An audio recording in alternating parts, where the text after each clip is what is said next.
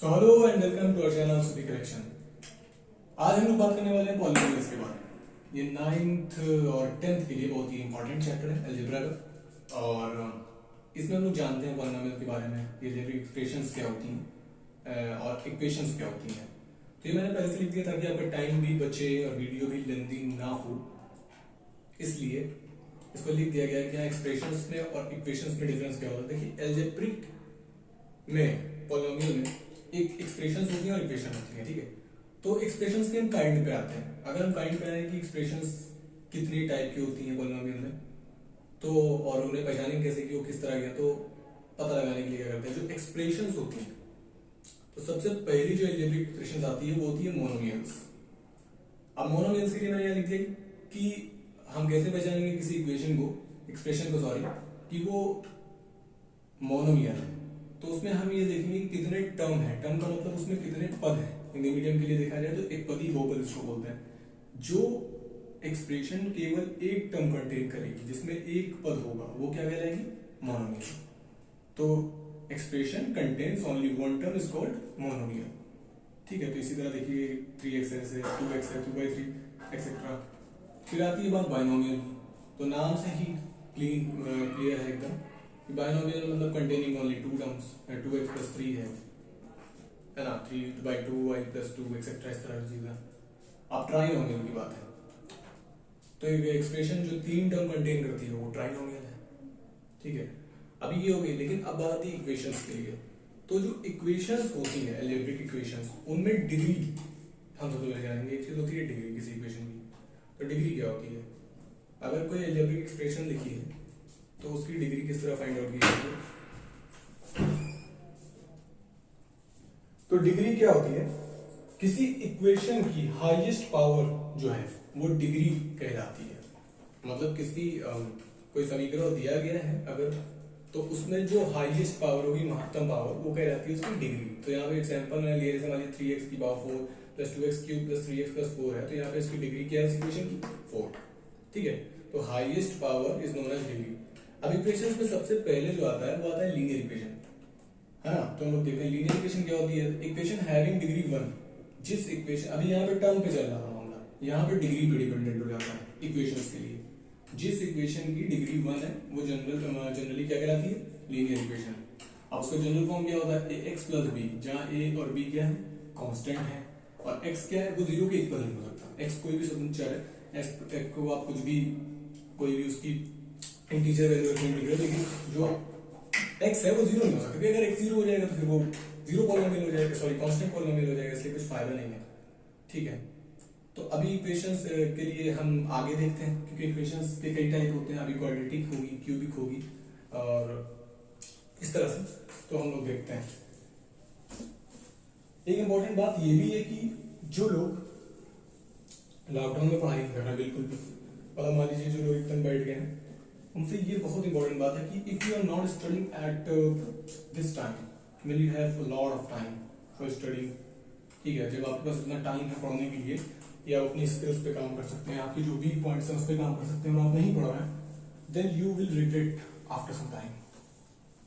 आपको पछतावा होगा कि एक ऐसा टाइम था हमारे पास जिसमें हम अच्छे से अपने वीक पॉइंट्स पे काम कर सकते थे, लेकिन हमने नहीं किया, क्योंकि सबको ऐसा लगने लगा है कि दुनिया बचेगी नहीं।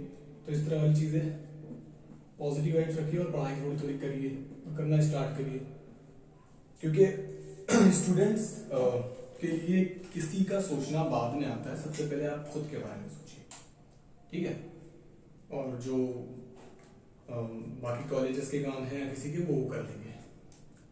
तो क्वाड्रेटिक इक्वेशंस क्या होती है वो लोग देखते हैं। तो द इक्वेशन हैविंग डिग्री 2, जिस इक्वेशन की डिग्री क्या है 2, वो क्या कहलाती है, क्वाड्रेटिक इक्वेशन। फॉर एग्जांपल इसकी जनरल फॉर्म क्या होती है, इसको जनरल फॉर्म इसकी होती है ax² + bx + c। यहां पर भी a, b और c जो है आर कांस्टेंट है, और x जो है वो 0 के बराबर नहीं हो सकता, क्योंकि ये फिर क्वाड्रेटिक नहीं ले जाएगी। अगर आप x को 0 के इक्वल कर देंगे तो ये भी लीनियर हो जाएगी। ठीक है, वीडियो को ज़्यादा लेंदी ना करना पड़े, और ऐसे भी पढ़ाई गए डूबे बच्चे, इस चक्कर में मेरी स्पीड काफ़ी ज़्यादा है बताने की। लेकिन अगर से आपको इस वीडियो के कुछ नोट्स बनाने होते होंगे या कोई भी एजुकेशनल वीडियो आप कभी यूट्यूब पर देख रहे हो कहीं से भी, तो आप अगर सच में उससे पढ़ना चाहते हैं तो स्क्रीन को पॉज करके जो भी कंटेंट सही लग रहा उसका स्क्रीनशॉट ले लें और फिर उसको नोट करके प्रॉपर वाइज पढ़ें, वरना बाकी आपकी इच्छा। ठीक है, तो ये हो गया। तो ये इसका जनरल फॉर्म होता है, x can not be equal to 0 और x बिलोंग करता है किसी भी इंटीजर से। ठीक है, तो ये तो हो गई क्वाड्रेटिक की बात। अब इसके बाद आता है क्यूबिक।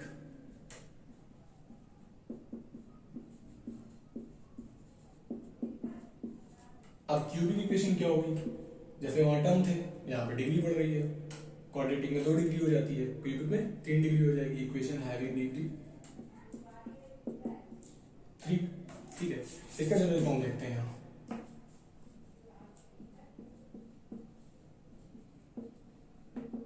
इसका जो जनरल फॉर्म होता है क्यूबिक का, वो होता है ax³। ठीक है, a b c d constant है, x को नॉट इक्वल टू 0 वैसे ही, x belongs to an integer. ठीक है, और इसमें डिग्री आप देख लो 3 है, highest power.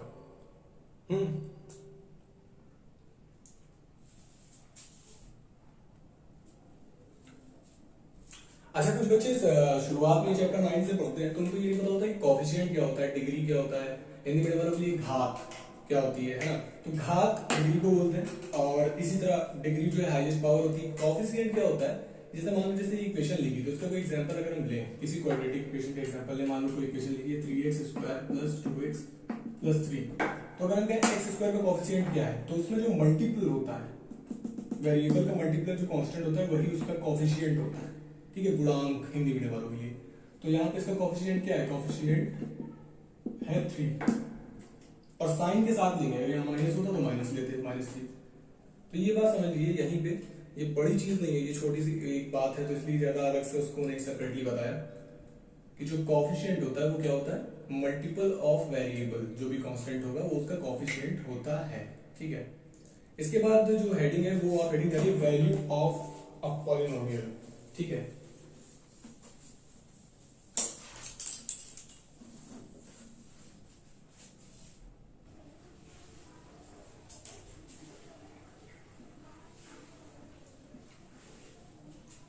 Value of a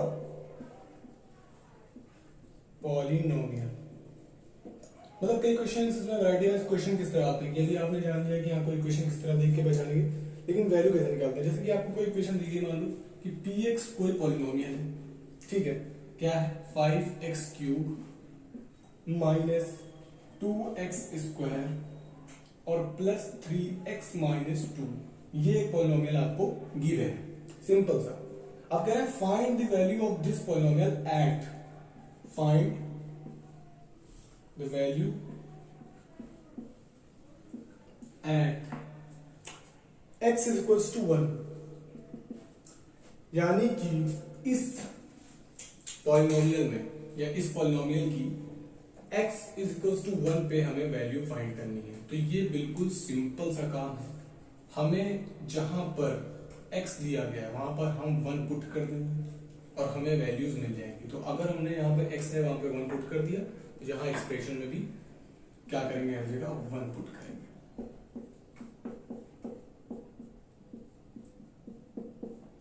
ठीक, अब p(1) यानी कि पॉलिनोमियल ऑफ x था वो, यहाँ पे p(1), आप 1 का क्यूब करो या 1000 कर दो, पावर 1 की वैल्यू 1 ही रहती है। तो यहाँ पे क्या बचा, 5, यहाँ पे इसी तरह -2, यहाँ पे बचा 3, यहाँ -2। अब पॉजिटिव वालों पे सब्ट्रैक्ट कर सकते हैं, 5 + 3 8, -2 -4, आंसर आ गया आपका 4।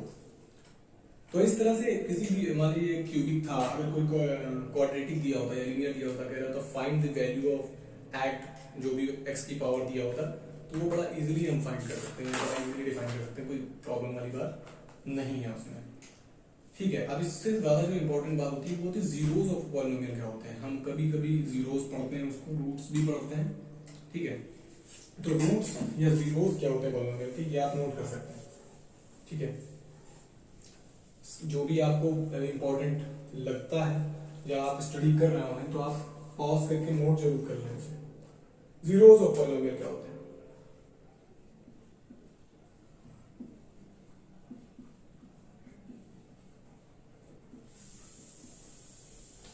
तो देखते हैं जीरोस ऑफ पॉलिनोमियल क्या है।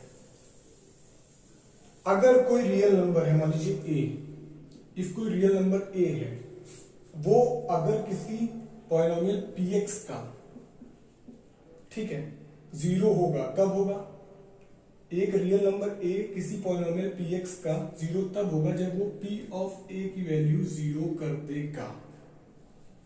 ठीक है, अगर इसे आप थ्योरी वाइज देखें तो क्या होगा कि a real number a is a zero of polynomial px, zero और root of polynomial px if and only if p of a will equals to zero.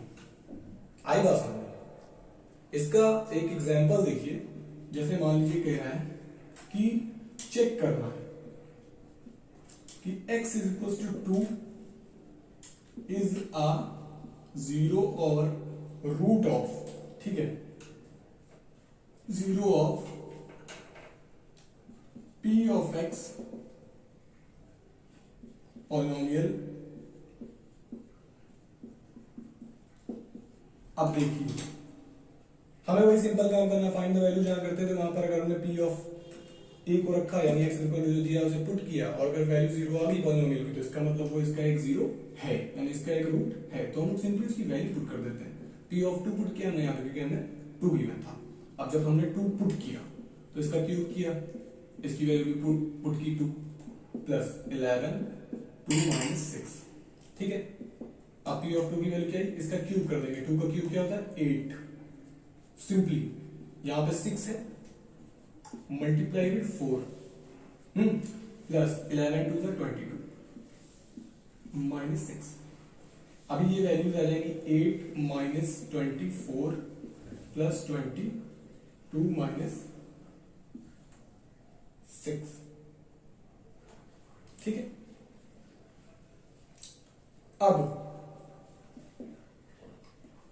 22 को हम ऐड करेंगे 8 के साथ पॉजिटिव, ये हो जाएगा 30 माइनस 24 और माइनस 30, ये वैल्यू आ गई 0। यस, हमें चेक करना था कि x बराबर 2 पर या x बराबर 2 जो है is a zero of this polynomial. जो 2 है वो इस पॉलिनोमियल का एक जीरो है 2। हमने वैल्यू पुट करी क्योंकि अगर p ऑफ a इक्वल 0 हो जाता है तो उसका एक पॉलिनोमियल कहलाता है। चेक करने पर 0 वैल्यू आ गई है, इसका मतलब पक्का है कि ये इसका एक पॉलिनोमियल है। ओके, इसी तरह आप बहुत सारे सवाल के अलग अलग टाइप होते हैं जिन्हें आप फाइंड आउट कर सकते हैं। जैसे मान लीजिए आपको दिया गया फाइंड द जीरो, अब एक चीज हो जाती है फाइंड द जीरो भी दे सकते हैं। जैसे मान लीजिए दे दिया find the zero, find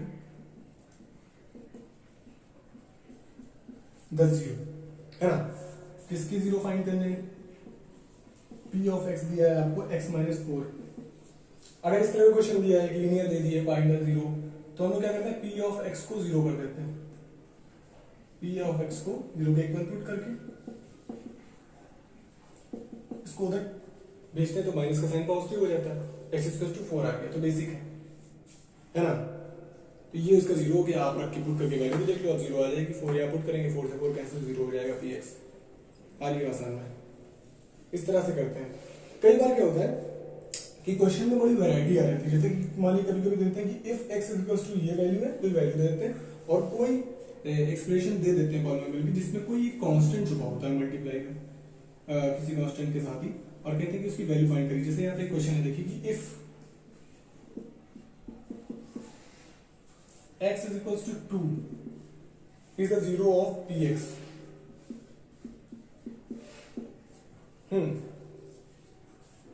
2x square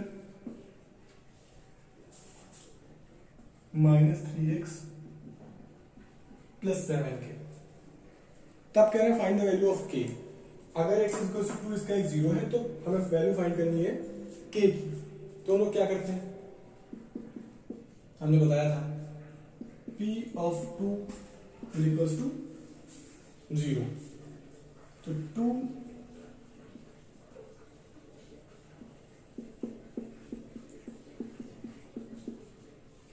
है ना, तो ये हो जाएगा 4, 2 टू 4 और 4 टू 8, माइनस 3 टू 6 प्लस 7 के इक्वल्स टू 0. अब ये बचेगा 1, 1 को उधर भेजिए, हो गया 7 के इक्वल्स टू -1 के इक्वल्स टू -1 अपॉन 7.